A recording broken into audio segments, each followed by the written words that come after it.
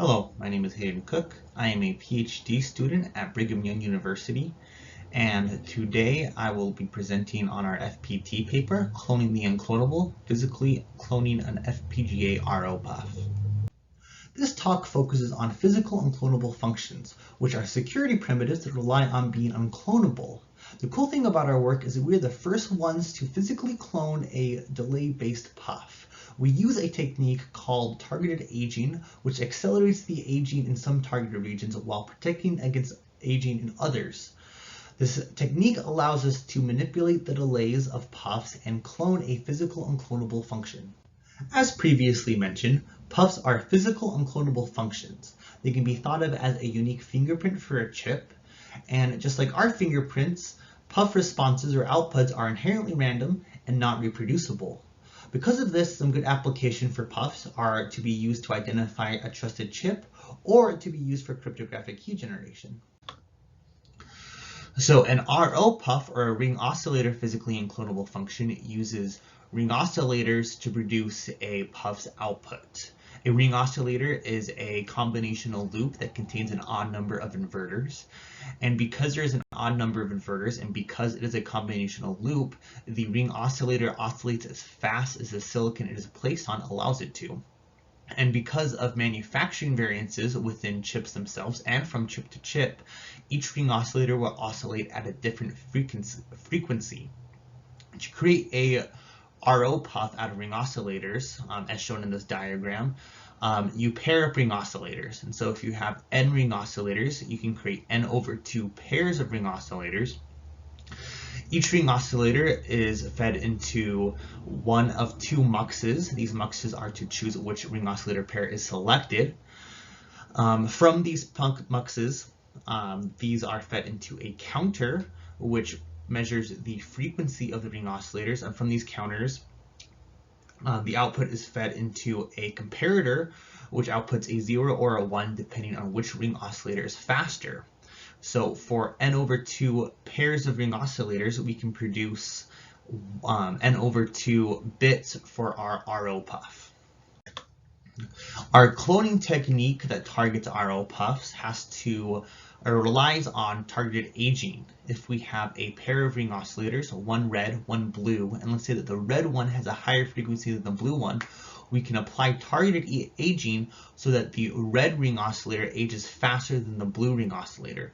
Eventually, the blue ring oscillator will have a higher frequency than the red ring oscillator, and the PUF bit associated with this pair will flip. Now, unfortunately, targeted aging takes a long time to occur naturally, many times several years, and so to speed up this process, we use short circuits. A short circuit in an FPGA happens when you have a LUT and a flip-flop that are outputting opposing values, and you connect them together in the same routing mux. This draws a lot of current and heat, and if you have over 20,000 of these short circuits, you can get the temperature of the FPGA to above 177 degrees Celsius. Now, unfortunately, short circuits by themselves cause fairly localized uniform aging, and we wanted targeted aging for our cloning technique. And so what we can do is we can insert a chain of inverters inside a shorted region. And it just happens that the chain of inverters actually ages faster than the shorted region. Now, why is this the case? It has to do with a phenomena called PBTI, or positive bias temperature instability.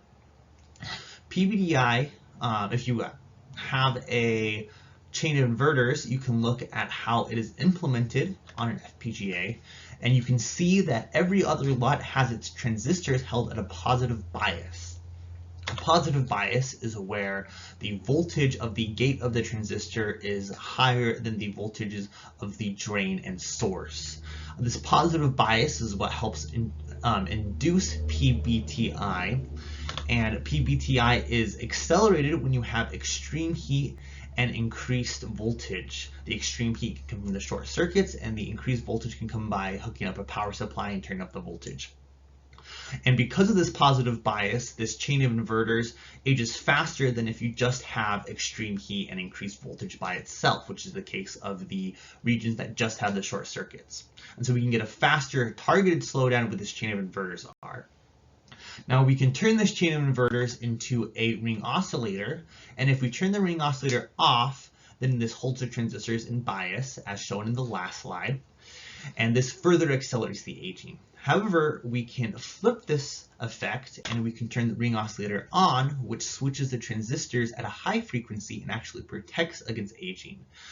Because of these two phenomena, we can influence the frequency degradation of the ring oscillators in the RO PUF, and we can manipulate the frequencies themselves and flip any bit we want to in the RO PUF.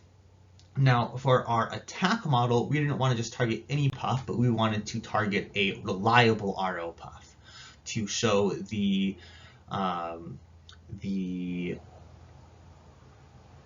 versatility of our RO PUF.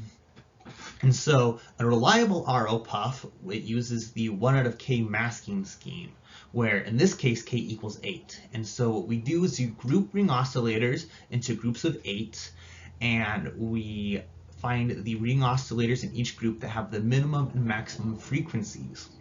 Then we pair these two ring oscillators together and compare the frequencies and get a bit for each group. And so if we have n groups, we get n bits. Now, because we chose the ring oscillators with the minimum and maximum frequency, the frequency difference between each pair will be much greater than a traditional ring oscillator. Now, this is very nice for, in a traditional sense, for reliable ring oscillator PUFs, for if you have variable voltage or temperature, which can make bits flip, or if you're worried about aging. Now, in our case, this would protect against a targeted aging attack because the frequency difference is much greater that we have to overcome to flip a bit. This shows the versatility of our cloning method, and so we chose to target these kinds of PUFs. Now, for our attack model itself, we have a user that has a trusted FPGA that performs some critical function. And because it performs some critical function, the trusted FPGA has to be authenticated each time it performs this function. To authenticate it, the user has a reliable RO PUF, as shown in the previous slide, and they identify the ring oscillators with the minimum and maximum frequency in each group, and then they save this to a configuration so that these ring oscillators can be used throughout the lifetime of the part. Now we have a malicious FPGA, the attacker's FPGA that is malicious. It has either a backdoor or a hardware Trojan that allows the attacker to gain access to their trusted system if they're able to replace their malicious FPGA, if they're able to replace the trusted FPGA with their malicious FPGA. Unfortunately, the malicious FPGA, well, at least unfortunately for the attacker, the malicious FPGA has a different response, and so it won't pass authentication and it will be flagged as a foreign, untrusted FPGA if they replace it. But what an attacker can do if they know the configuration of the reliable RO PUF, as well as the layout, the placement and routing of the ring oscillators themselves inside the PUF, they can create a cloning bit stream. This cloning bit stream contains ring oscillators and short circuits. In particular, it contains ring oscillators where the minimum and maximum frequency ring oscillators are on the trusted FPGA. It contains disabled ring oscillators where the minimum frequency ring oscillators are on the trusted FPGA, and enabled ring oscillators where the maximum frequency ring oscillators are on the trusted FPGA.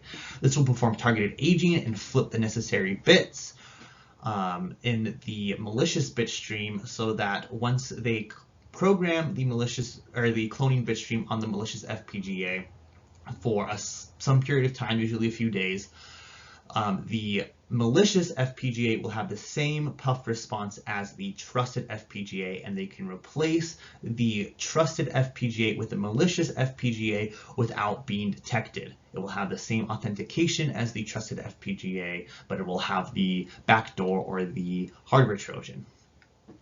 Now, for our experiment to show that this works, we target a 128-bit reliable PUF. We use the 1 out of k masking scheme shown a few slides ago, and the goal of our experiment is to flip all 128 bits of the PUF's response. This is to show that any arbitrary PUF response can be obtained by completely flipping the all the bits of the PUF response. The method is the targeted aging method we showed in the last slide with the cloning bit stream. Now we have a heat map that shows the percent change after the cloning completed. This is the heat map, and you can actually see, well, first we labeled the ring oscillator groups with the black boxes, and for each group you can see where the enabled and disabled ring oscillators are placed. In the bottom right corner, for example, the bottom left corner, the dark red is where the disabled ring oscillators were that had the accelerated aging, and the light blue boxes are where the enabled ring oscillators were that protected against aging. Additionally, we have this graph that shows the frequency difference between all 128 pairs of the ring oscillator puffs. The positive frequency difference indicates that the bit hasn't flipped, while a negative frequency difference indicates that the corresponding bit has been flipped. As you can see, it takes 2 days for all the bits to flip, with most of the bits flipping in the first day. Additionally, we continue to age it, and we continue to get a larger negative frequency difference, which might be helpful for an attacker that wants to really cement the cloned PUF response in the FPGA. So in conclusion, we have RO PUFs that compare ring oscillator frequencies to produce a response. This is common in a lot of cybersecurity, hardware security applications, but we have created a targeted aging technique that can flip the relative frequencies of RO pairs and thus flip the corresponding bits and clone any RO PUF response. And we've also shown that we can flip all 120 bits of reliable PUF in just 2 days. Thank you.